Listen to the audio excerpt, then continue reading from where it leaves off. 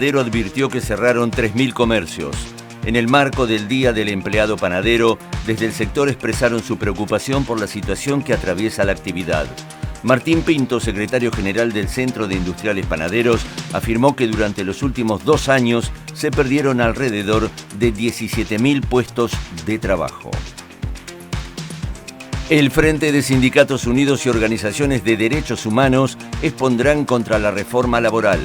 La presentación será en Washington ante la Comisión Interamericana de Derechos Humanos para denunciar la regresividad de la norma. Según los denunciantes, el recurso a instancias internacionales es una respuesta directa a la inacción del Poder Judicial argentino. El gobernador pidió a la dirigencia estar en la marcha de San Cayetano.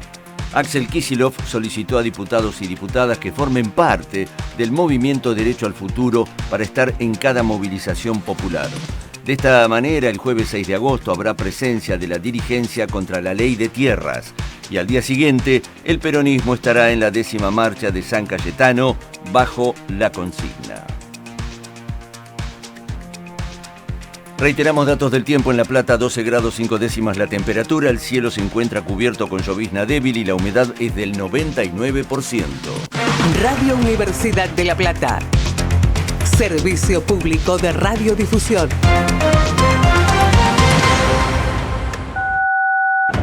Sin salarios dignos y sin presupuesto, no hay futuro posible. La ley no es opcional, se cumple. Las antorchas están encendidas. La universidad es del pueblo y se defiende colectivamente.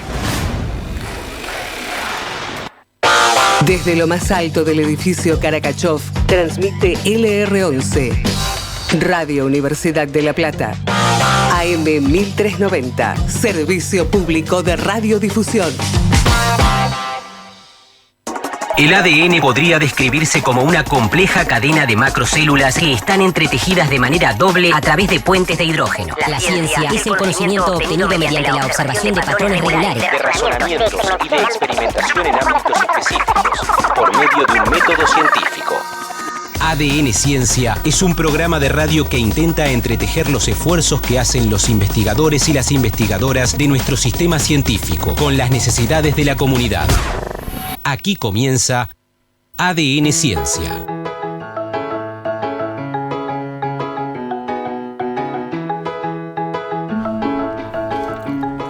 Hola, ¿qué tal? ¿Cómo les va? El gusto semanal de darles la bienvenida a nuestro espacio ADN Ciencia, que lo hacemos con muchísimo gusto desde aquí, desde Radio Universidad Nacional de La Plata, la pionera de las radios universitarias.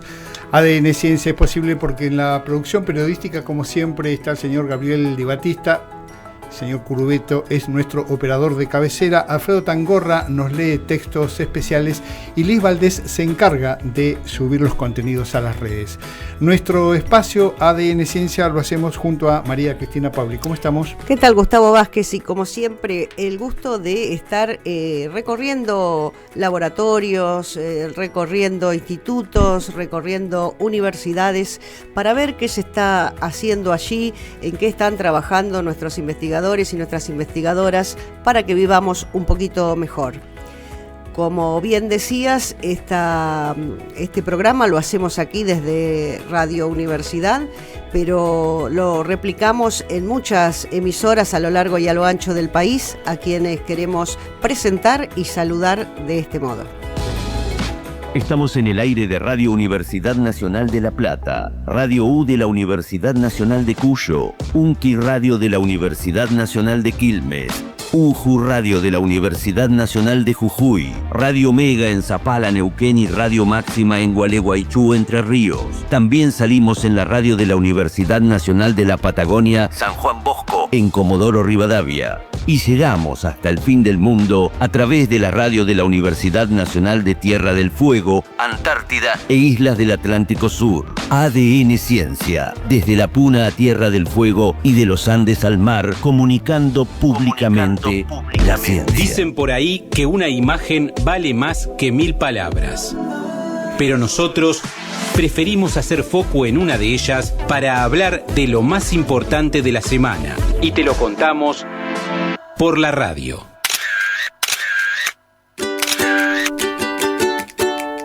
La foto de hoy fue tomada en México, en una protesta frente a la UNAM, en la que un grupo de estudiantes sostienen pancartas que dicen: mi esfuerzo no se repite, se respeta, que pague el que hizo trampa. O, si copiaste, no eres un puma, eres un fraude.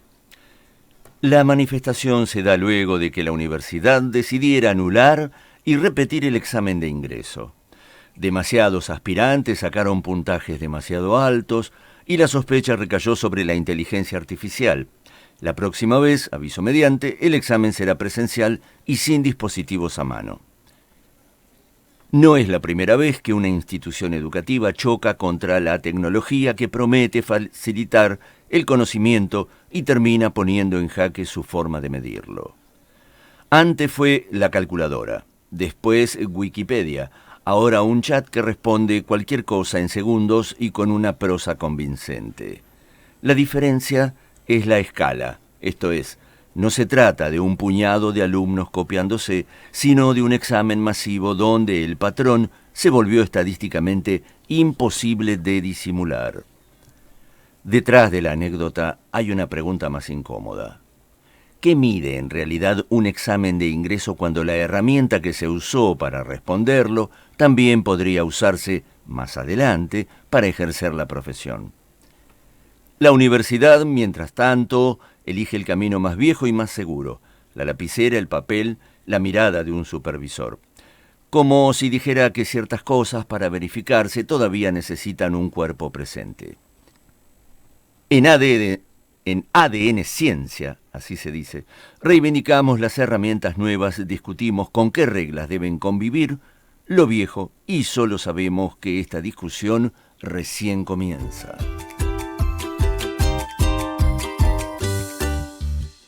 Investigación, ciencia, extensión. Las universidades generan conocimiento para que vivamos mejor.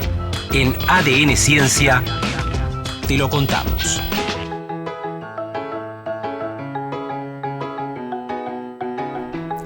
Y cuando pensamos en que se genera conocimiento para que vivamos mejor, sin duda que vivir mejor tiene que ver con tener una buena formación de los profesionales de las ciencias médicas, y ese tema nos ocupa hoy. Sí, seguramente, y agradecemos aquí la presencia en el piso porque se tomó la molestia Gustavo Marín, decano de la Facultad de Ciencias Médicas de nuestra universidad, médico y doctor en medicina. Además, Gustavo es investigador principal del CONICET, profesor titular de salud comunitaria, consultor de la Organización Mundial de la Salud, exdirector de atención primaria y exdirector científico de la Comisión de Investigaciones, bueno, entre investigaciones científicas, entre otras tantísimas cuestiones. Así que, Gustavo Marín, un gusto que estés aquí en ADN Ciencia. ¿Cómo estás? Muy bien, Gustavo, muchísimas gracias por haberme invitado. Con gusto estoy acá. Buenas tardes para toda la audiencia. Bueno, nos encontramos los Gustavos. Pensaba ahí mientras te presentaba y las referencias que hacía Cristina al comienzo, porque vamos a hablar de salud y de alguna manera, si bien pertenece a otra época, pero que signó, que marcó profundamente lo que es el concepto de salud en nuestro país, fue el doctor Ramón Carrillo, ¿no? Y desde allí para acá, formación mediante, sos un reciente decano por este periodo aquí en la Facultad de Ciencias Médicas, uno podría pensar cuál es la importancia del concepto de la salud en términos políticos, de gestión. Después nos podemos adentrar también un poco para mirar la unidad académica que te toca dirigir. Mira, la salud tiene una externalidad en todo el ser humano, en todas las actividades que el ser humano realiza. Entonces, estar sano significa tener potencialidad vital para hacer todas las actividades que uno generalmente se propone hacer. Mantener la salud es complejo, y una vez que se pierde también es complejo reparar la salud. Por eso la mirada que se tiene desde los formadores tiene que ver un poco con esto, es decir, con conservar la salud, aprender a los conceptos que te permiten, las habilidades, la destreza que te permitan mantener la salud, y por otro lado, cuando la salud se pierde, buscar alternativas para aprender a reparar esa salud perdida, ¿no? Y hoy recién estaba escuchando la presentación, y es difícil en términos de formar un equipo, un egresado en salud, de carrera de salud, esto que estaban planteándose, es decir, estamos en épocas de inteligencia artificial, de tecnología, pero con unas profesiones que tienen que ver con la salud, que tienen que ver con la ética del cuidado, el humanismo, no perder esa cercanía que tienen los profesionales de salud para con quien está necesitando un acompañamiento, cuando la salud se pierde, o cuando la salud tiende a necesitar un cuidado externo, ¿no? Entonces, trabajar en la época de un humanismo médico, pero con la nueva tecnología, es un gran desafío, ¿no? Como decíamos recién, es decir, las facultades además están atravesados por esta tecnología, y también la profesión, ¿no? Es decir, hoy negar la tecnología es quedarse en el pasado, pero sostener ciertas pautas de humanismo en profesional es garantía de que no se pierda esa sensibilidad que se necesita para ejercer nuestra profesión, ¿no? Claro, pensaba que por ahí un médico que puede escuchar, que puede atender, o una médica que puede hablar con su paciente, entonces puede detectar algunas cuestiones en esa charla y descartar ciertos, por ejemplo, hablando puede decir, bueno, esto descarto que si hace estas cosas en su casa, si puede levantar una maceta, si puede no sé qué, bueno, quizás su dolencia no viene de, qué sé yo, estoy diciendo cualquier cosa, pero del corazón, porque hace ciertas cosas que no son síntomas del corazón, sino que son de otra, y entonces le doy mucho menos estudios de los que les daría si solo miro la ficha, los resultados de los análisis, y le doy un montón de estudios, y la persona se va con el miedo de qué tendré, y capaz que con esa charla se va más tranquila y con un solo estudio para hacerse. Totalmente, la capacidad de escucha de los profesionales de salud tiene muchísimo que ver con esto que estás diciendo, es decir, poder tener la posibilidad de formarte y desarrollar estas destrezas de escuchar al otro y demás, tienen un impacto sumamente positivo en las personas y en las personas que se atienden, y también en la eficacia de lo que pretenden los profesionales de la salud. Ahí, Gustavo, bueno, de alguna manera estás definiendo lo conceptual, digamos, lo macro, pero te toca gestionar una facultad que es compleja, que tiene un prestigio muy importante, que es una de las quizás las primeras que están aquí, independientemente después de lo que se creó en la UBA y en Córdoba, creo, la Facultad de Medicina. ¿Qué profesional se prepara y cuál es la mirada que tiene esa egresada que termina una carrera que es muy extensa, que lleva mucho estudio y que demanda también muchísimo tiempo, porque después se van a una residencia, después van a una especialización? Bueno, es quizás una de las formaciones más extensas. Pero básicamente, ¿qué cuestiones están mirando ustedes como formadores en una facultad como esta de Ciencias Médicas, en función de aquellos que van a egresar y que van a ser los que van a atender la salud de la población, ¿no? Claro, como te contaba, nosotros tenemos un proyecto interno para la facultad para formar egresados que tengan que ver con esto que estábamos diciendo, de un desarrollo de destrezas que le permita ser un profesional de salud más humano, y a la vez que maneje las modernidades que nos ofrece los tiempos actuales.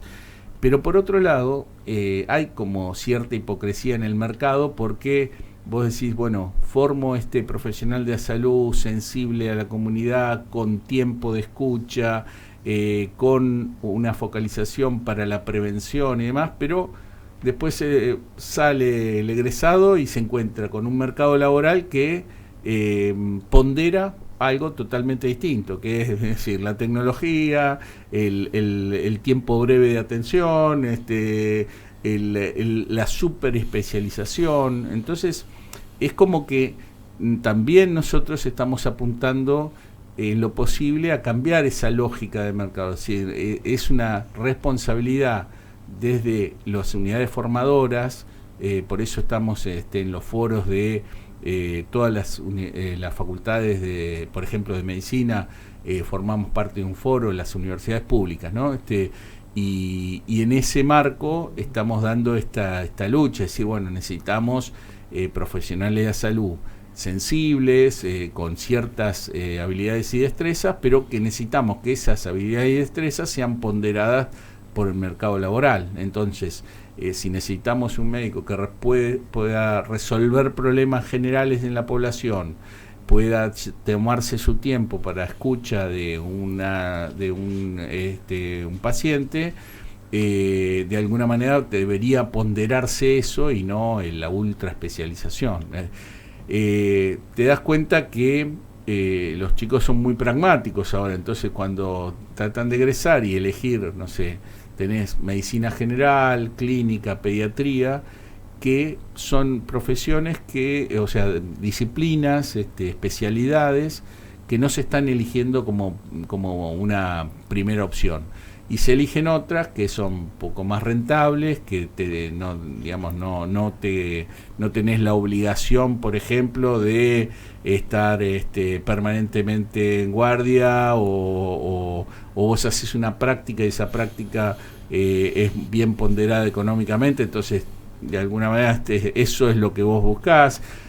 Por eso es una lucha interna para lograr que esto no prospere en nuestros egresados, que sean de otra manera, pero también es una obligación mirar el mercado y tratar de alertar hacia dónde va el mercado. Es decir, va un mercado que pondera la ultra tecnología. Hoy se está hablando de, por ejemplo, una resonancia nuclear magnética total, o sea, sin tener alguna patología de más, hacétela por las dudas y que algo vamos a encontrar y bueno, porque es alguien que compra la tecnología y la tienen que hacer, tiene que sacarle el jugo. Claro. Tiene que sacarle el jugo. La Entonces, tiene que amortizar. Por eso, entonces no es la medicina que nosotros estamos proponiendo.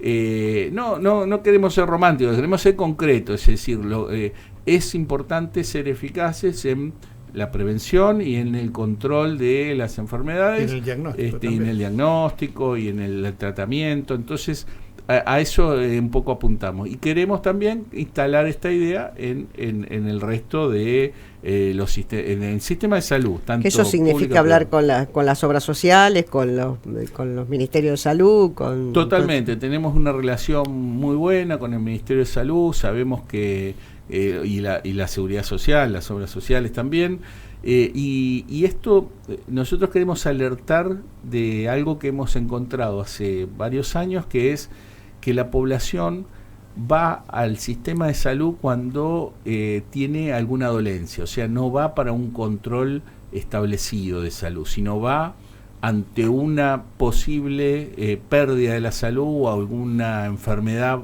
que autodetecta. Eso hace que la población en general quede fuera del sistema de salud. Fíjate que tenés, por ejemplo, en la provincia, 78 hospitales provinciales, esperando que venga una demanda espontánea a pedirle el servicio. No va el hospital hacia un barrio, sino que espera de alguna manera en forma pasiva que venga la consulta. Y así es el sistema privado también, o sea, las clínicas y demás esperan pasivamente una consulta de la persona. Entonces, ¿cuál es el problema ahí? Que la persona tiene primero que percibir la enfermedad, y eso y ahí ya es tarde, digamos, incluso. Totalmente, porque muy pocas personas tienen una alerta. Hay un montón de estudios hechos que de cada 1000 personas que tienen una enfermedad, solo 700 perciben, 250 consultan y 9 van a ser internadas. O sea que fíjate que de cada 1000, terminás en 9 que van a ser internadas en alguna terapia o demás, y 250 que acceden al sistema, pero evidentemente necesitamos actuar sobre los 1000, no sobre los 250. Está bien, pero Gustavo, ahí hay algo que falla, porque está bien, la intención, llamémosla pedagógica o de voluntad de poder sacar a terreno, a campo, a los futuros profesionales, o incluso los trabajos que puedan hacer unidades sanitarias, va en un sentido. Pero quizás también porque culturalmente o porque falló la educación para que la población esté, no necesite la demanda que tengan que ir, sino que necesariamente esto que también describías, claro, a los 10 años, a los 15, a los 20, bueno, tengo que hacer controles y no que ocurra cuando aparece el síntoma.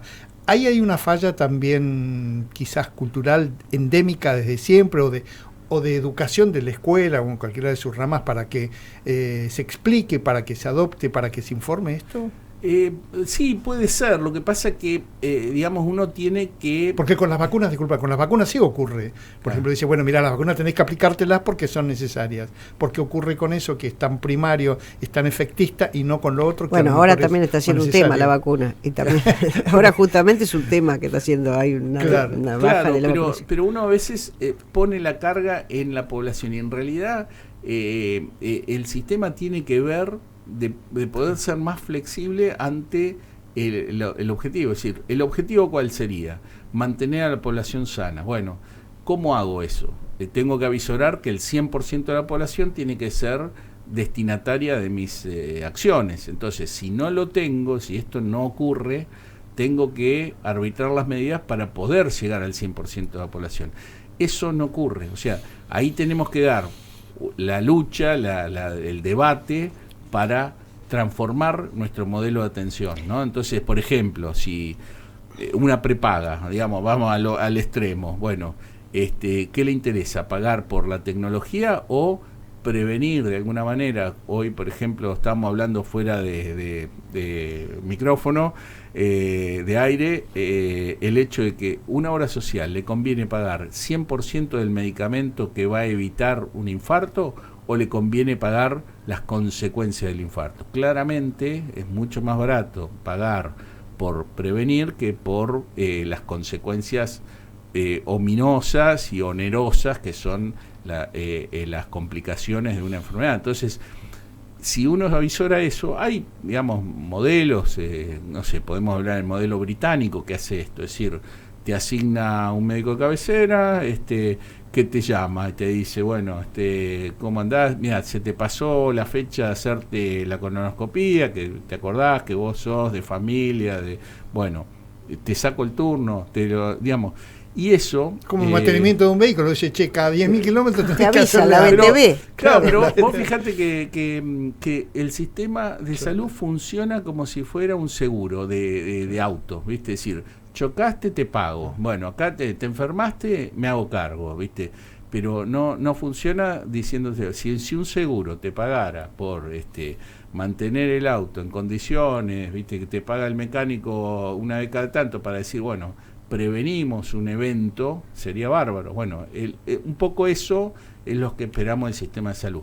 Ahora, damos el debate porque estamos en un ámbito académico y tenemos la obligación de decirlo, decir esto, si no, es muy fácil, nos quedaremos en casa, pero justamente porque es la obligación, ¿de dónde va a salir el debate si no es de la educación superior? Y bueno, un poco la obligación es esa. No sé si vamos a lograr el objetivo, pero sí es la obligación poder dar la lucha en instalar este tipo de temas, ¿no?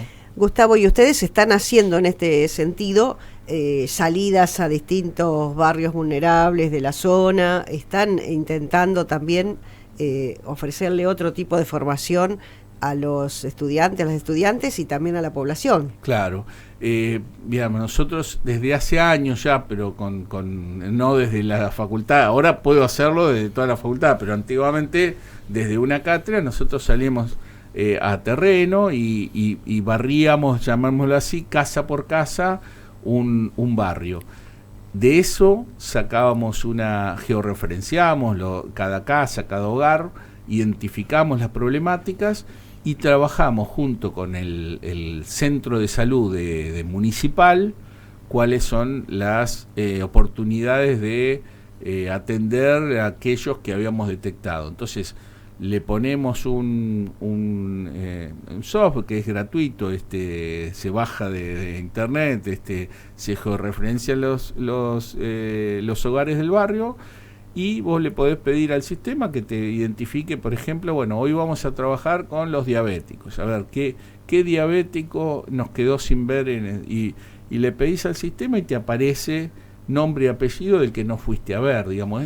No es tan difícil, hay que planificarlo, y si vos al sistema de salud del barrio le explicás cómo trabajar diferente y en forma de proyección.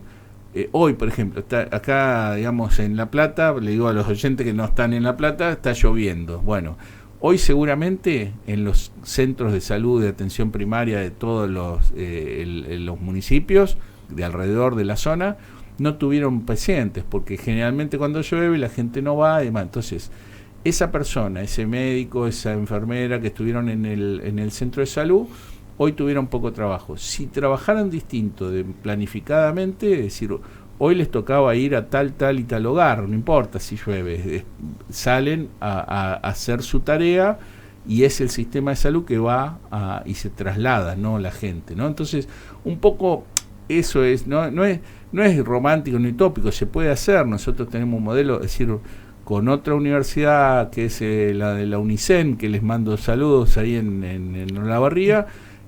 Hay barrios enteros que están trabajando de esta manera, con el equipo universitario trabajando, relevando, y el sistema municipal atendiendo las alertas que te tira el sistema, ¿no? Gustavo, nos queda poquito tiempo, pero una de las cosas que siempre se le achaca a las facultades de medicina y que se habla es el tema de los estudiantes extranjeros. Nos gustaría saber tu mirada, cómo es la situación y tu mirada al respecto. Bueno, ¿qué te puedo decir? Existe una ley superior, la 24521, donde en su artículo 7 dice que la educación tiene que ser de acceso irrestricto y gratuito. Nosotros claramente estamos cumpliendo con esa ley, y la verdad que uno, si lo ve del otro lado, se enorgullece que te elijan como universidad, en el caso de Universidad de La Plata, y como facultad, en este caso nosotros, porque nos da la oportunidad de formar cuadros futuros de profesionales y políticos en toda la región de América. Es decir, nosotros tenemos egresados que han sido ministros de salud de su país, y nos orgullece eso, ¿no? Y seguramente Humanidades ha tenido, veo siempre que encuentro que voy a la casa, a la oficina de un funcionario ahí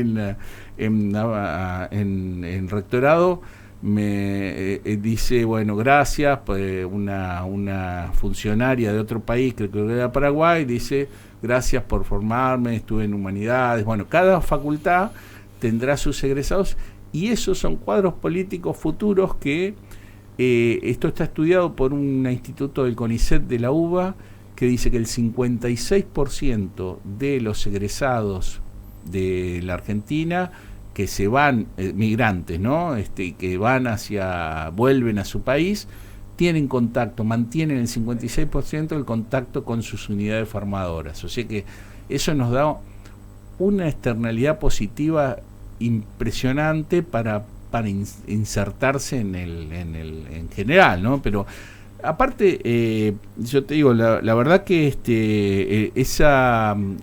si uno lo mira desde el punto de vista económico, también uno mira que en la región se ve dotada de un grupo de jóvenes que recibe de sus casas dinero para mantenerse. Estos son alquileres, son comida con IVA que van dejando acá y que hacen mover la economía regional. Me parece que es muy simplista ponerlo de esa manera, decir, bueno, hay muchos extranjeros, y en definitiva, si uno lo piensa, decir, bueno, tienen derecho a estudiar. En épocas duras de la Argentina, nosotros tuvimos también que emigrar y nos recibieron bien, o sea que la gente se mueve de acá y de allá. Me parece que tener oportunidad de incidir en esos nuevos profesionales y que recuerden que se formaron acá en La Plata o en la UBA, en donde sea, es una oportunidad excelente, ¿no? Seguramente, Gustavo. Bueno, y seguramente también nos quedaron un montón de temáticas por tocar, porque, bueno, no siempre traemos a veces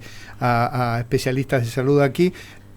Ironizábamos de alguna manera al principio, antes de entrar al aire, que bueno, que estaría bueno que hagas una columnita de vez en cuando. No te vamos a comprometer para eso, pero sí quizás una próxima venida o alguien que nos indique, quizás futuros egresados o egresadas, para seguir hablando y debatiendo las cuestiones vinculadas a la salud, a las políticas de salud, a todo esto que es muy abarcativo y que es tan necesario, ¿no? Perfecto, sí, contá con nosotros, con gusto. Nos gusta poder estar en contacto directo con la población, y bueno, la radio es un instrumento ideal para eso, así que con gusto venimos cuando quieran. Muchísimas gracias, Gustavo Marín, por haber estado aquí en ADN Ciencia. Transmite LR11, Radio Universidad de La Plata, pionera pública y cultural. Ya tenés a disposición, de manera libre y gratuita, Bafilma, la plataforma que te acerca el cine y las mejores producciones audiovisuales de la provincia de Buenos Aires. Ingresando a bafilma.gba.gov.ar vas a poder acceder a largometrajes, cortos, documentales, series y mucho más. Con Bafilma vas a poder conocer directores, artistas y locaciones bonaerenses totalmente sin cargo. Si tenés Bafilma, tenés algo para ver. Acordate, bafilma.gba.gov.ar. Instituto Cultural, Gobierno de la Provincia de Buenos Aires. Derechos, futuro. Derecho a la producción, dignidad, protección. Derecho. Derecho al desarrollo, derecho a la educación. Derechos. Futuro. Derecho al futuro. Gobierno de la Provincia de Buenos Aires. Mercado Popular La Veredita. Artesanías, venta de alimentos, productos textiles y muchas cosas más. Del productor al consumidor. Este año cumplimos 10 años y queremos compartirlo con todas y todos. Acércate y apoyá la producción local, la economía popular, social y solidaria y el consumo responsable. Todos los días martes y jueves de 9:30 a 14:30 en calle 10 y 63. Facultad de Trabajo Social. También nos encontrás los lunes de 10 a 15 horas en la CTA. 6 entre 46 y 47. Verdura fresca y agroecológica del cordón hortícola platense directo a tu mesa. Miel pura, huevos de campo, quesos artesanales y más de 200 productos en La Justa. La comercializadora de la Universidad Nacional de La Plata. Entrá a lajustaunlp.com.ar. Hacé tu pedido y retíralo en cualquiera de nuestros 15 nodos repartidos por la ciudad y alrededores, aprovechando el 40% de descuento con cuenta DNI. También nos encontrás en las ferias de la universidad, los miércoles en agronomía y los viernes en ingeniería, de 9 a 14 horas. O en nuestros 2 puntos fijos ubicados en la Facultad de Veterinaria y en Trabajo Social. Apostá a este circuito solidario, sin intermediarios, y conseguí alimentos de calidad a precio justo. Apostá a La Justa. Bienvenido al Sistema de Gestión de Prioridades Nacionales. Por favor, elija una opción. Si usted exige el cumplimiento de la Ley de Financiamiento para proteger la universidad pública, presione 1. Si usted prefiere que el desfinanciamiento siga su curso hasta las últimas consecuencias, presione 2. Si usted presionó 1, le informamos que su reclamo ha sido derivado a un expediente judicial eterno. Por favor, no aguarde en línea. Movilice. Si usted presionó 2, le recordamos que su elección incluye quedarse sin médicos para su próxima emergencia, consumir alimentos sin controles sanitarios y cruzar puentes que nadie audita porque los ingenieros ya no se reciben. Gracias por elegir un país sin profesionales. Espere sentado a que alguien lo ayude cuando ya no quede nadie. Sin universidad pública, el profesional que hoy te salva es el que mañana no se recibe. Sin salarios dignos y sin presupuesto, no hay futuro posible. La ley no es opcional, se cumple. Las antorchas están encendidas. La universidad es del pueblo y se defiende colectivamente. Repudiamos firmemente las declaraciones del presidente Javier Milei en La Cornisa, donde calificó como terroristas disfrazados a estudiantes, profesores, periodistas e investigadores, promoviendo la persecución y el descrédito. Este agravio se da en un escenario donde las universidades públicas y el sistema científico sufren constantes ajustes del gobierno nacional. Frente a discursos de odio y desinformación que generan hostilidad e intromisión en la convivencia democrática, ratificamos la defensa irrestricta de la educación pública, la comunicación crítica y plural y el respeto institucional para sostener la democracia. Estamos en todas las redes: YouTube, Twitch, Instagram, Facebook, Twitter. Búscanos. Somos Radio U La Plata. Somos la radio de la Universidad Pública. Te estamos contando qué hacen las y los científicos argentinos. ADN Ciencia. Conducción: Gustavo Vázquez y Cristina Pauli. Producción: Gabriel Di Battista. Edición: Diego Carrera. Locución artística: Pablo Dupuy.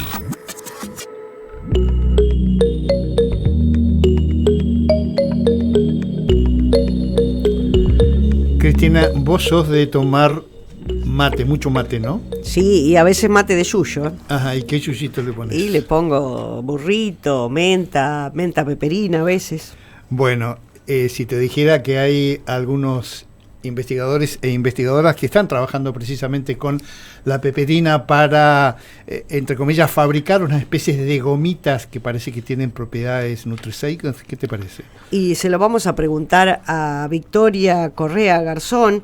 Ella es técnica superior en lechería y tecnología de los alimentos. También es estudiante avanzada de ingeniería en tecnología de los alimentos en la Universidad de Villa María, Córdoba. Y también forma parte de un equipo de extensión que están trabajando esto que vos decías, las gomitas de peperina. Así que, Victoria, te damos la bienvenida. ¿Cómo estás? Buenas, todo bien, un gusto.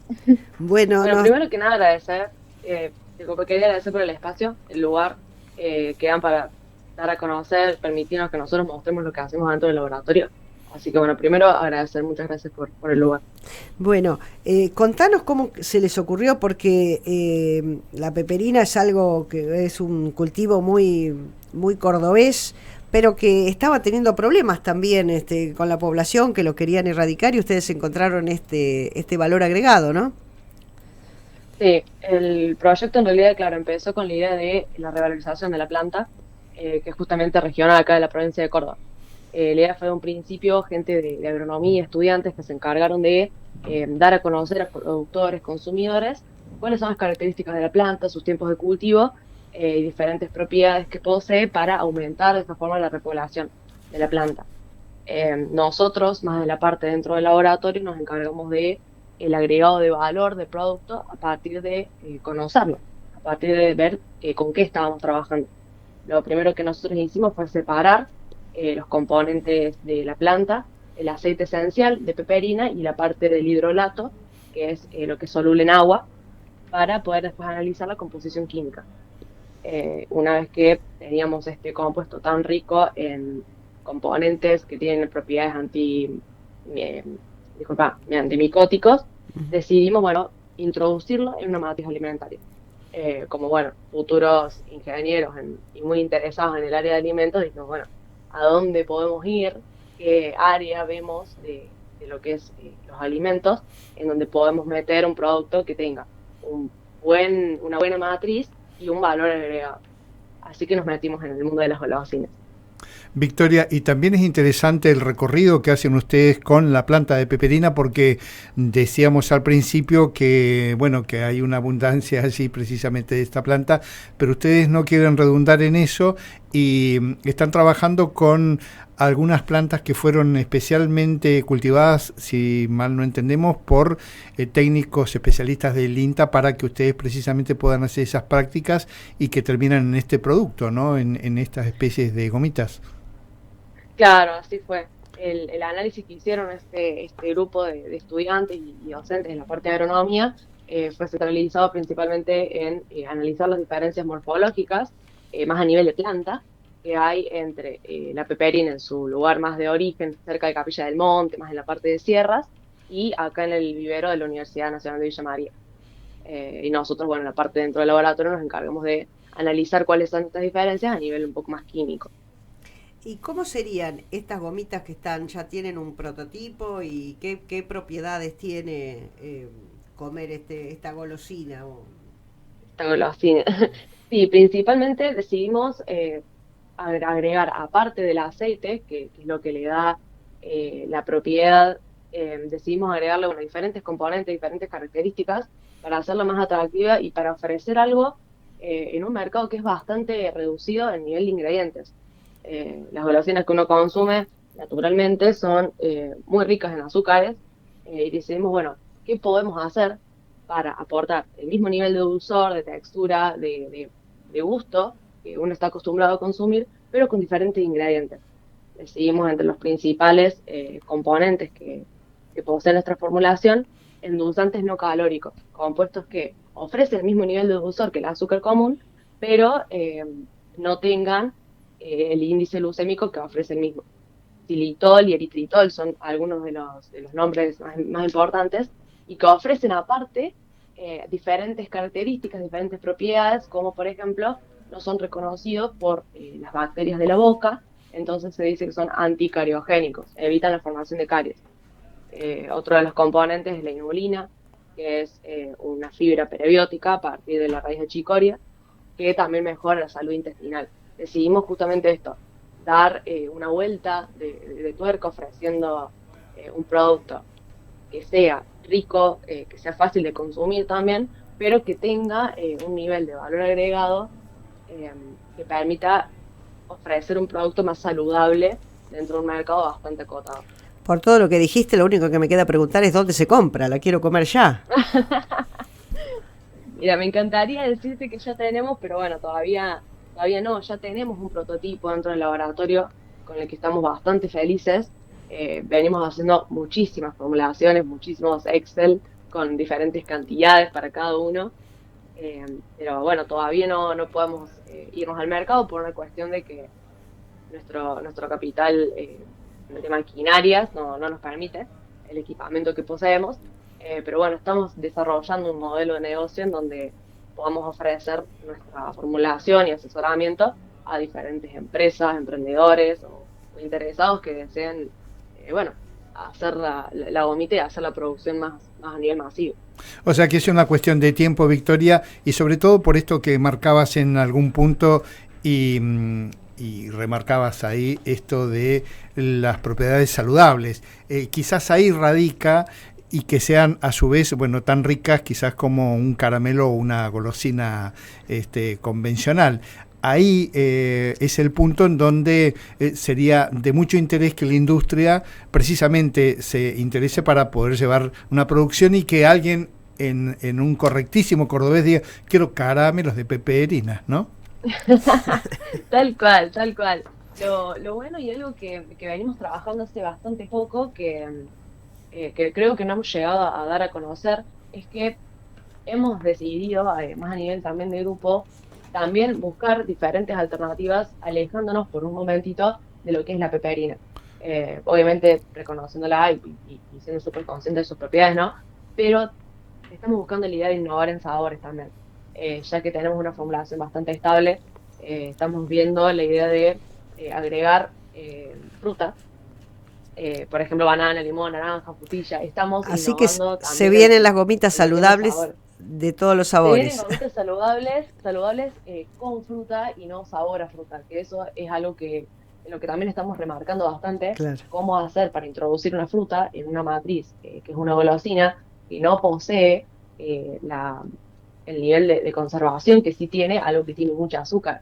Es un desafío muy interesante a nosotros que estamos en el área de alimentos. Es hermoso trabajarlo en ese sentido y ofrecer siempre la idea con el objetivo de, que el consumidor tenga algo que realmente lo valga.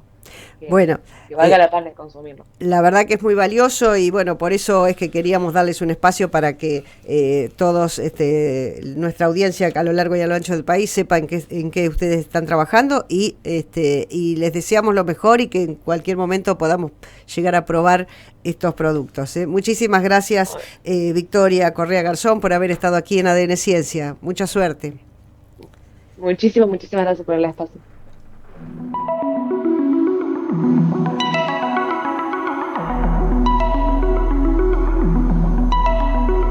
En ADN Ciencia volamos alto. Carlos Feinstein se da una vuelta por el universo y nos cuenta los apasionantes descubrimientos de las ciencias del espacio, de la astronomía, la astrofísica y la astronáutica.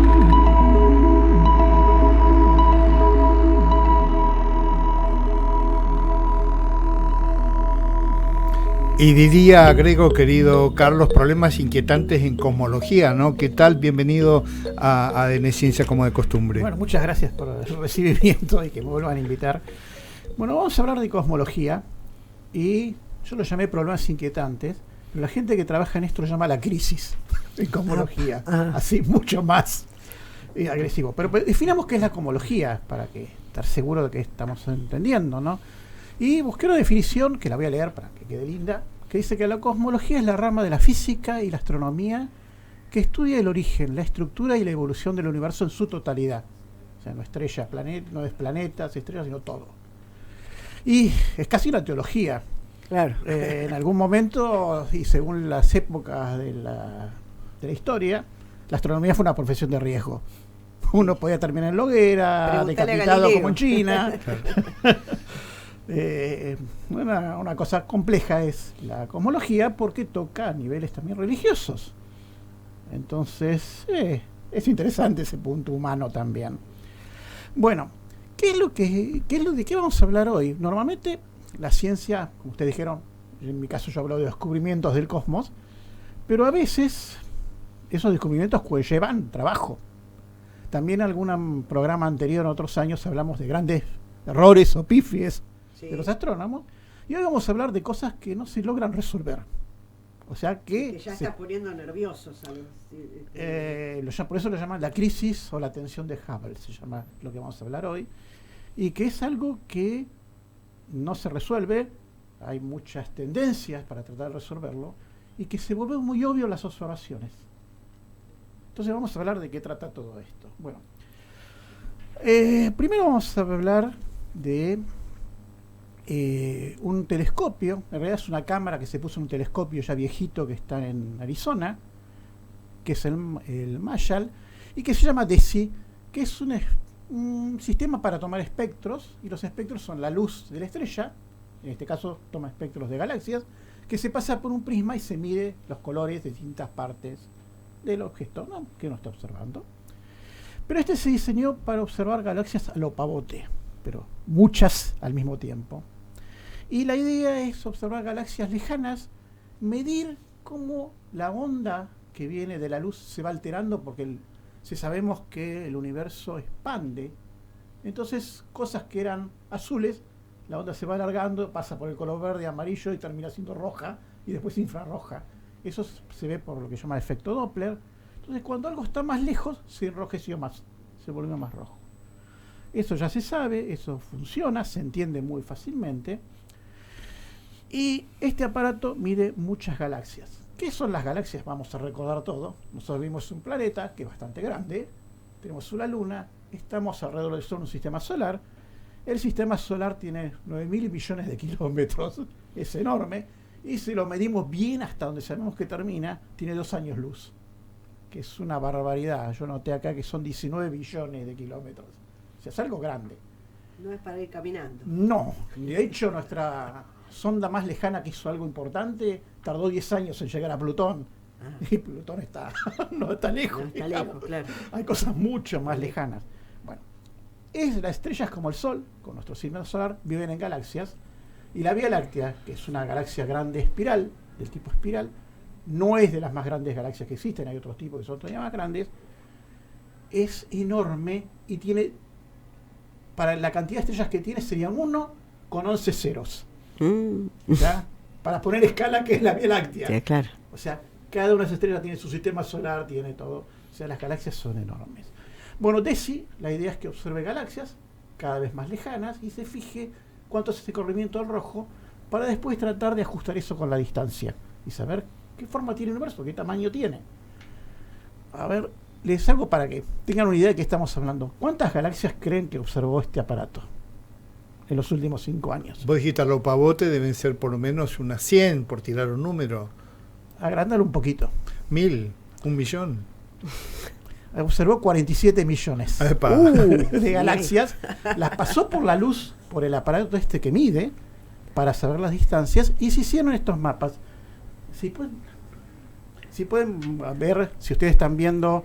Los que nos están mirando por YouTube, y si no, se van a imaginan. ver en este momento, cada puntito de ese es una galaxia, y hay una zona que no vemos porque nos tapa la Vía Láctea. La Vía Láctea es un disco, esa parte no la podemos ver, nos tapa la Vía Láctea. Entonces vemos para los polos de la Vía Láctea, obviamente. Y en la figura 2 vamos a ver algo muy interesante, que ahí está apareciendo. Esa es la forma que tiene el universo. Cada puntito de eso es una galaxia. Fíjense que el universo es un entretejido. Es como un tejido donde los filamentos están en las galaxias y después hay agujeros vacíos. Son los voids o los vacíos que hay. Y esta es la forma que tiene nuestro universo hasta ahora conocido. O sea que no es un universo como se imagina plano, o que todo está en todos lados. Porque uno podría imaginarse, bueno, las galaxias son como islas. Tengo una galaxia, un espacio vacío, otra galaxia, así como un mar, claro. Podría empezar a ver islas, pero no es así porque esas islas se mueven. O sea, claro. Las galaxias a su vez se están moviendo y se han recomodado en ese tipo de filamentos, o se han creado dentro de esos filamentos. Por eso hay cosas que no se saben bien qué son. Por ejemplo, se cree que hay una materia que actúa gravitatoriamente, que lo llamamos materia oscura, porque no sabemos qué es. Pero tironía gravitacionalmente acomoda cosas. Como claro, que acomoda eso. Para los que no están viendo la imagen, porque están escuchando la radio, es como un tejido como una tela. Se agarran una lupa y miran un pullover. Claro, es eso. Es como es eso. Y las galaxias están en la lana. Claro. Y una montonadita al lado de la otra. Y los agujeritos entre la lana, eso es lo que no sabemos qué es. En muchos lugares... Por ejemplo, en el Observatorio de Córdoba han estudiado mucho algunos de esos espacios y encuentran alguna galaxia solita por ahí. O sea, no están vacíos por completo, pero no es lo mismo la densidad que hay sobre la lana, sí, digamos, de este tejido. O sea, que ahí tenemos algo muy interesante de cómo nuestro universo, y algo muy interesante que la cosmología ha descubierto, cómo es esta forma del universo. Y Carlos, mirá, yo que está... Disculpame, ibas a decir algo. No, digo, ¿y por qué les preocupa tanto? ¿Por no saber? Bueno, no, ahí viene la historia. El problema es el siguiente. Nosotros ya dijimos que las galaxias más lejanas se vuelven más rojas. Entonces yo puedo medir la distancia hasta la galaxia, puedo calcular ese enrojecimiento, cuánto significa, por ejemplo, en kilómetros por segundo. Perdón, en kilómetros totales, cuán lejos está la galaxia. Sí. Entonces yo podría observar galaxias más lejos, calculo, multiplicando por una constante, y me dice, hasta tal distancia. Eso se llama constante de Hubble, porque Hubble la descubrió hace casi un siglo ya.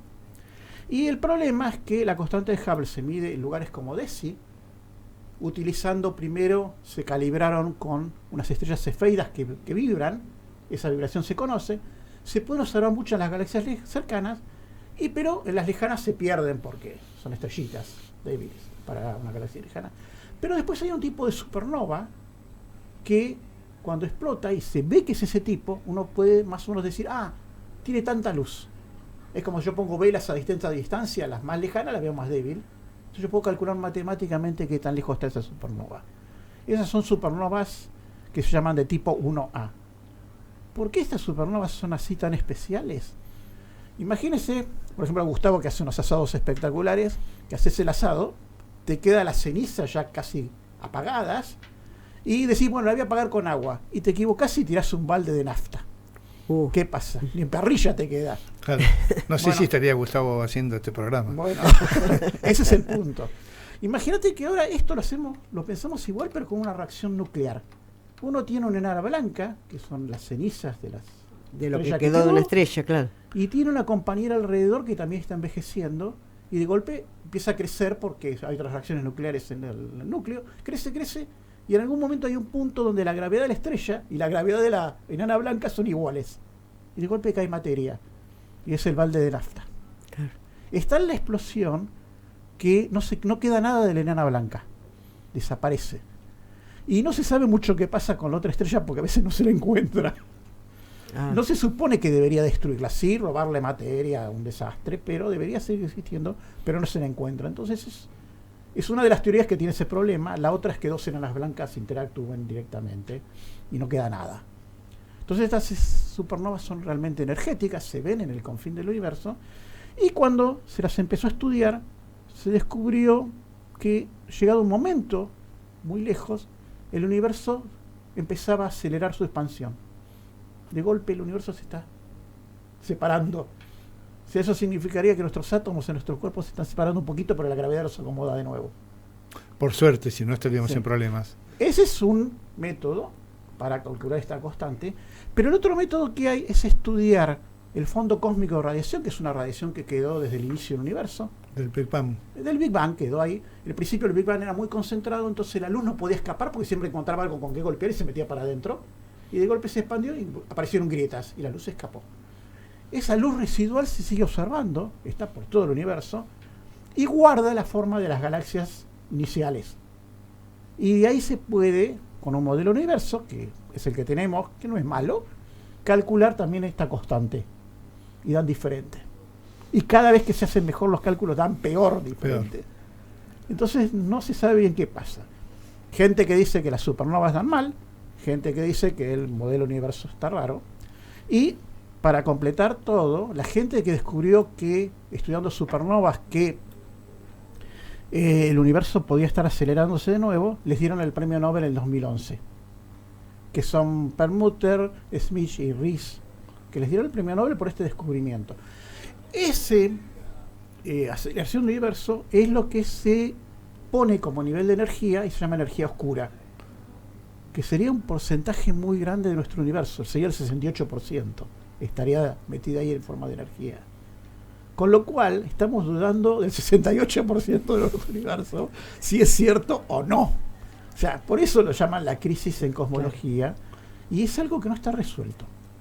Por un lado están los que creen que las medidas supernovas están bien, por el otro están los que creen que las medidas del fondo cósmico de radiación son las buenas, y también yo lo estuve escuchando a Rees, porque es una persona que me pareció interesante, y que él decía que en una de esas estamos haciendo mal las cosas, que las supernovas nos están contando de las galaxias donde podemos verla, que si bien están lejos, son cercanas en el tiempo del universo, y que el fondo cósmico de radiación nos estaría contando lo que pasó al principio, y entre medio no sabemos qué pasó.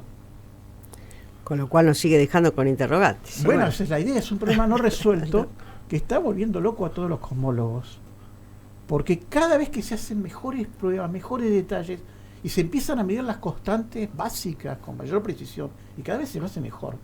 Imagínense, acabamos de ver una foto de 47 millones de galaxias. Claro. O sea, si uno hace un promedio, acuérdense que el promedio se divide por la cantidad de los parámetros, está dividido por 47 millones. Claro. Son cuestiones. Esto me hace acordar, y ya estamos finalizando prácticamente, a un gran amigo que decía: no somos nada frente a esto, frente a lo inconmensurable. Y también que a mí siempre me impactaba esto de la foto que sacó la nave Voyager, que las largaron en el 97, todavía están viajando a miles de millones de kilómetros de la Tierra. Cuando se cumplieron 6.000 millones, Carl Sagan dijo: ¿les puedo pedir un favor a la NASA? ¿Podrían dar vuelta a esa cámara y mirar hacia la Tierra? Y ahí quedó esa definición, que bueno, sabés que es un pálido punto azul. Sí. Yo creía que eso era lo más impactante. Bueno, esto nos deja muy chiquitos. Bueno, imagínense. Gracias, Carlos Feinte, por siempre tu columna. Te esperamos el próximo